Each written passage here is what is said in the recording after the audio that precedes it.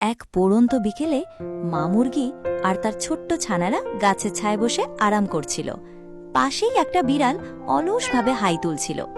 মা মুরগি আর তার ছানাদের দেখে বিড়ালটা এগিয়ে এলো আর ওদের সাথে খেলা শুরু করলো। হঠাৎ রৌদ্রোজ্জ্বল আকাশটা কালো মেঘে ঢেকে গেল। শুরু হলো দমকা হাওয়া। হাওয়ার তোড়ে গাছের পাতা ডালপালা উঠতে লাগলো। মা মুরগি ভয় পেয়ে ছানাদের আগলে ধরতে চাইল, কিন্তু হাওয়ার বেগ এত বেশি ছিল যে ছানাদের বাসাসহ উড়িয়ে নিয়ে গেল। মা মুরগির কান্না দেখে বিড়াল তার জাদুর পদ্মপাতা নিয়ে শূন্যে ভেসে উঠল ছানাদের খুঁজতে।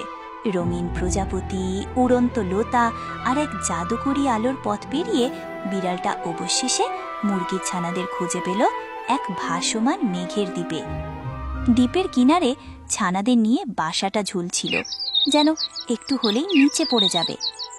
বিড়ালটা তার ব্যাগ থেকে দড়ি বের করে লতার সাথে বেঁধে সাবধানে বাসাটা নামিয়ে আনল। তারপর ছানাদের পদ্মপাতার উপর তুলে নিয়ে আবার হাওয়ায় ভেসে চলল বাড়ির পথে। সন্ধে নামার আগেই তারা সবাই ফিরে এলো।